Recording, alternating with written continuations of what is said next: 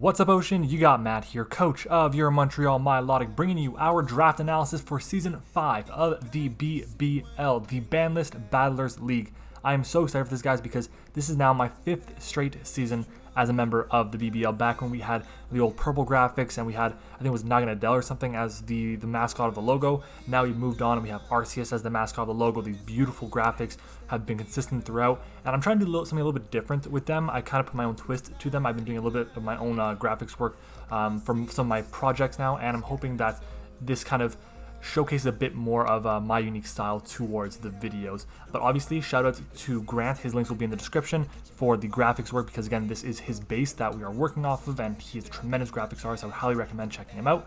But let's just go ahead and jump into it. If you guys are new to the BBL is a league that allows pretty much every single Pokemon in existence. 2 seasons ago, we actually allowed every single Pokemon except for Mega Rayquaza.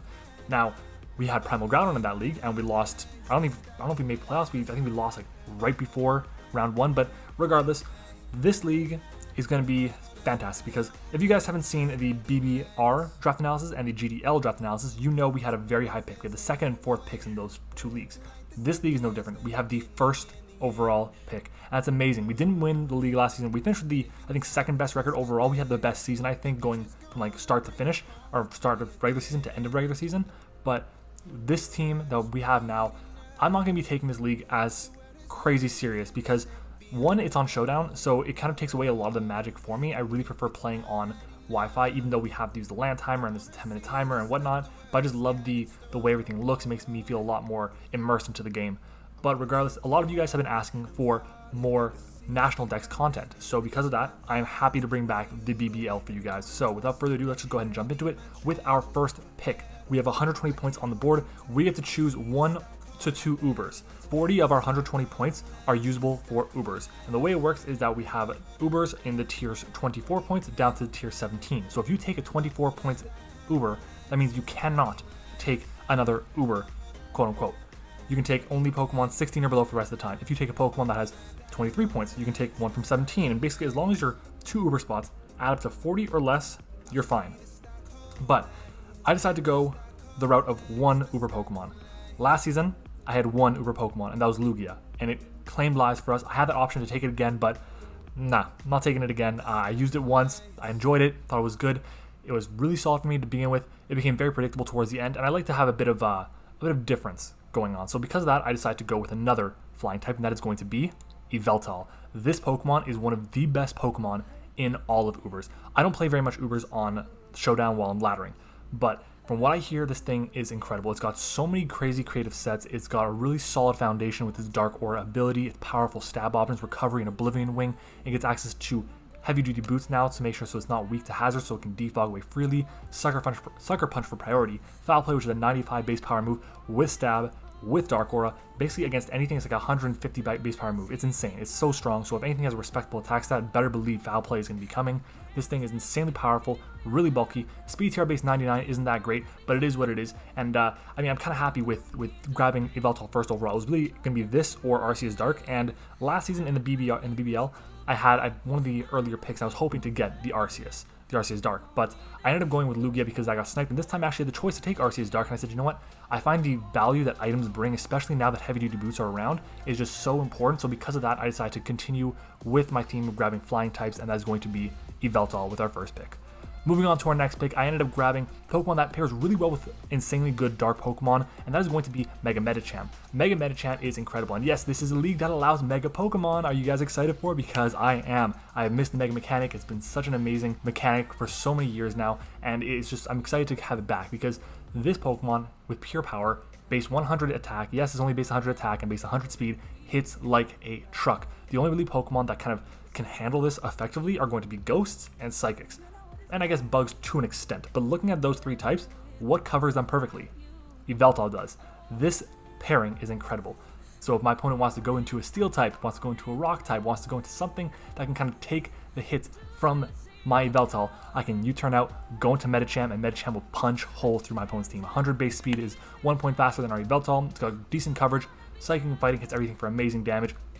Honestly, our team is not very bulky to start, it's not very fast to start, but it really hits insanely hard, and it's very scary for my opponents to deal with, so I'm excited to see what we can do. But at this point, we've already used 40 of our 120 point budget, so we need to kind of try and pick up some Pokemon that are going to pick up the slack a bit. We have 10 to 12 spots to fill, but I did not do that. I ended up going ahead and grabbing one of the Pokemon I want to try out for so long because I feel like I can really make it work with the point system in this league, and that's going to be Melmetal. Melmetal is insane. It's got like 143 in its attacking stats, it's got crazy HP stat, or 143 in its attack and I think defense stat. It's got crazy HP stat over 130. It's insanely powerful. Double Iron Bash is one hell of a move, boosted by Iron Fist. Has a chance to flinch if you're under Trick Room or something, or if you're just faster than something that's pretty slow. It's got solid coverage. Only thing is, a lot of times people are going to bring Rocky Helmet against this thing. People are going to try and bring their bulky waters, their Pokemon that can spread burns and just really recover up effectively, and that's a problem with this Pokemon.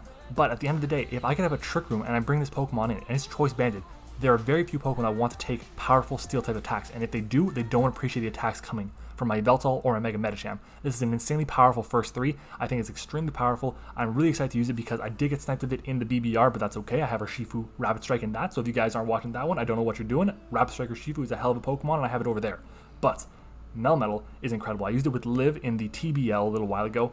We had a lot of fun with it. I don't think we used it to the best of our abilities, and that was kind of based on the team that we had built around it, and that is going to be our third overall pick. And now we have to wait all the way for like 32 picks, basically. We are at the top of the wheel. This was our wheel picks, and now I have to go all the way back, and I'm really hoping to get two Pokemon. I'm hoping to get something like Primarina and Porygon 2.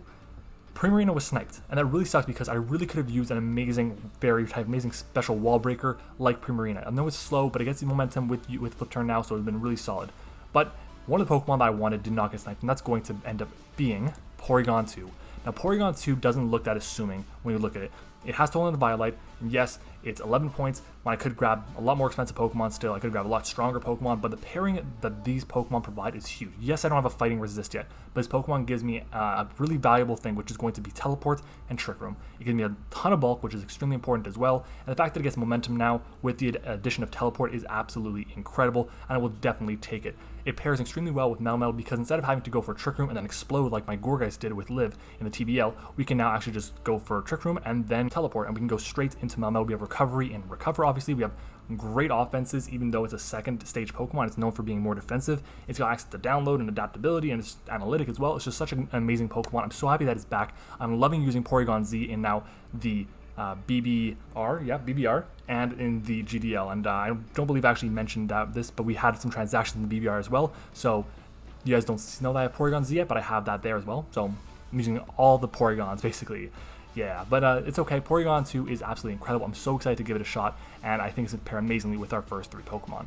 But moving on, I really needed a good ground type, and I was talking to Liv about this, and she mentioned that this Pokemon was going to be fantastic because it really helped patch up my weakness to fighting types. And she's not wrong. It's also one of the few ground types that actually can be specially defensive, has recovery, can set hazards, and that's going to be Palossand. Palossand is amazing. I'm so excited for it because this thing has such a huge buff this generation with the addition of Scorching Sands. And for only 7 points, are you kidding me? That's an absolute steal. I will definitely take it. It might have been a bit early, but keep in mind, I have to go 30-ish picks between this pick here and my next one. At this point, I don't really know what I'm missing, so I decided to say, you know what, screw it. We'll go with Palossand. Let's get the job done. This is an amazing Pokemon. It's going to be very helpful for my team, and it's a really solid way to kind of pressure my opponents because it has solid offensive stats as well, so I will definitely take that. And the fact that I can get burns with Scorching Sands as well, that's amazing. Moving on though, our next pick is going to end up being Milotic. Yes, finally, I end up drafting this Pokemon, and I'm really excited to use it because it's one, my mascot, my baby is Julia, but this thing is insanely good in the Ubers format, especially now that it gets access to Flip Turn.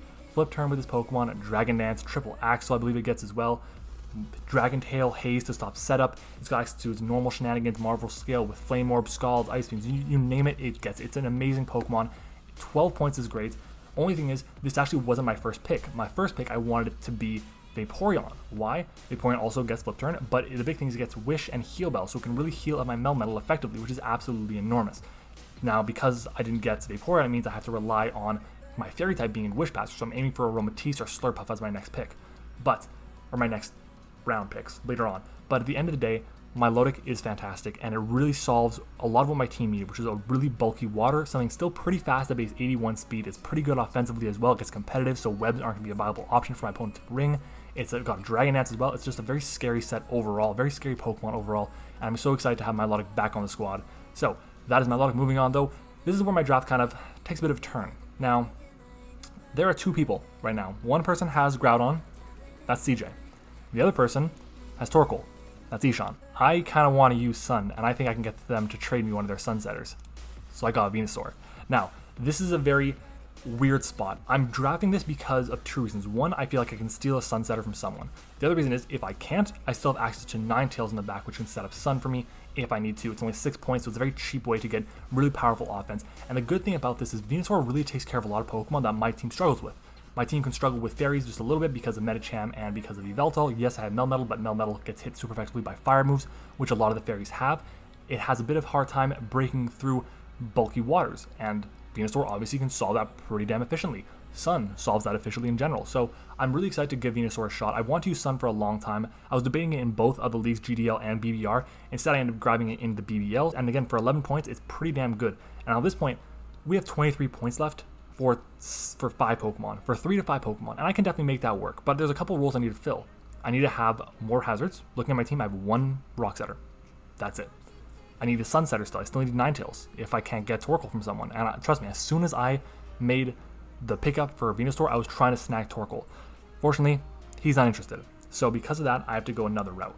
And because of that, I have to find some speed, because my speed is not great. My speed at this point is just MattOshea at base 100, then Yveltal at base 99, and then it goes down to 81 with Milotic. So because of that, I end up picking up Raichu. Raichu is important for the team, 1, because it's an electric immunity with Lightning Rod. 2, its speed tier base 110 is very important. It forces Pokemon that are base, I believe, is 125 and below to run a jolly or timid nature against my team, which is important because it takes away a lot of the viability they have, a lot more offense than they could potentially run, or a lot more bulk depending on the Pokemon that would be. For 5 points, Raichu is a very solid Pokemon, giving me a lot what I need. It gives me access to screens, it gives me access to knockoff and Volt Switch, gives me access to pretty good coverage options, Draining Kiss, Surf, Grass Knot, Electric moves, Priority and Extreme Speed, you name it, it pretty much gets it. It's a very solid Pokemon, very well rounded. Obviously doesn't have the greatest stats in the world, but for what it is, a 5-point Pokemon, fast electric type, I will definitely end up taking it. I think it's a very effective way to really deal with those bulky waters if I can't bring Sun that week, because maybe there's a weather war or just doesn't have the best matchup or whatever the case may be. Moving on, I get my Fairy type, and unfortunately for me, Aromatisse got sniped, and I'm so disappointed about that, because it would have been perfect, because it gives me a Wish Passer, especially since I had to get my Milotic instead of a Porygon. So I ended up going with Alcremie here. Now Alcremie is still very valuable, don't get me wrong. 8 points, it's got ridiculous special attacks, it's got ridiculous special defense, it's a very strong Pokemon. I've seen Liv put in amazing work with this Pokemon, walling a G-Max, had a rain with it, and that is absolutely phenomenal. Only thing is, does not get Wish. Gets Recover, that's still good. It's good for itself, not good for its teammates. Gets Heal Bell, which is great. Pretty good coverage as well. So I'm not so mad at it. It's slow, which is one of the problems with my team. And I don't know, we're going to see how it goes. Another problem is it doesn't get Trick Room like Aromatisse did, but Alcremie is just here to not necessarily fill a role, but kind of, yeah, to fill the role of a Fairy type, just in case my opponents like to run Dragon type attacks. Fighting type Pokemon can be a bit of a problem for me still, even though I have Palossand and Venusaur, and I have a great Flying type in Yveltal. I just want to make sure I can take the hit from those fighting types, and this Pokemon really does that effectively for me. So that's Alcremie, and moving on to our next pick. I needed more hazards, and this Pokemon provided that for me, and that is going to be Crustle. Crustle for 3 points is an absolute steal. I've wanted to use Crustle in the BBL forever because this thing is so cheap at 3 points. It gets Shell Smash. Yeah, its speed is god-awful at 45, but at the end of the day, +2, you can outspeed a ton of things and still be adamant, and that's absolutely incredible. I believe 110s. Well, you'll still be faster than base 110s if you're running an adamant nature. 3 points, great. Spikes, Stealth Rocks, fantastic. With access to heavy duty boots, you can actually make sure you always have your sturdy intact, which is absolutely amazing, and I'm very, very excited to give this Pokemon another shot in the BBL this time around. Moving on, our next pick is going to be our Sun Setter, Ninetales. There we go. This thing is here for the role of filling the Sun Setter. It's 6 points, which is kind of what it needs to be. 6 points is enough to get me a Sun Setter. It's enough to make sure I have a Fire type. It gives me Flash Fire if I don't want to run Sun. It gives me a Fairy Resist as well, a second one, or a third one, excuse me. Second one? Second one. Yeah, 2. No, 3. What am I saying? Forgetting about Melmetal. My third Fairy Resist, which is very nice, forces people to prep for Sun. And that's very important because Sun is absolutely deadly in this generation. If my opponents don't have any access to weather-changing Pokemon, this thing is insanely powerful. It's got 100 base special attack, which is not that great, but in Sun, it's access to Nasty Plot now, Fire Blast, Solar Beam, Dark Pulse, Extra Sensory. This thing is really solid, and I feel like it's going to be very underrated as an offensive Pokemon. People are going to think it's just going to be support, but I'm excited to see what Ninetales can do. I love the design and everything. It's one of my favorite Pokemon for a long time, but now we have it in the BBL, and we're going to hope to kick butt with it. Our final Pokemon, we have 1 point left, as you guys can see, and that is going to be used on Dottler. Dottler gives me access to Sticky Web. It gives me a Bug type as well, second one, honestly, and a Psychic type, second one, again, but that doesn't really matter. It's really only here for the option of running webs if I really want to, and it can kind of check some ground types pretty effectively, and some fighting types really well. So looking at my team, I went from having very poor answers to fighting types to pretty good answers to fighting types. Obviously they have great coverage, they're all going to run knockoff and whatnot, or rock moves, and Dottler can't really take those hits, but at the end of the day, it gets the job done for what it needs to do, and I'm very excited to give it a shot once again in the BBL. So that is going to be my team for the BBL Season 5. If you guys like it, let me know in the comments below. If you guys think it's a shit team and you guys really don't like and don't know why I took what I did, that's fine too. I had a couple of options I could have gone for. I could have gone for Volcarona instead of Venusaur, and I could have changed up things a lot, but I decided to go with this route because I felt like I just really wanted to use Venusaur. This is going to be a league where I'm going to test a lot of things, where I'm going to try and get comfortable with a lot of Pokemon, and I'm not going to take it as seriously as I have in the past because I always rack my brain to come up with the best sets, really kick butt in the BBL, and I always end up doing not the greatest.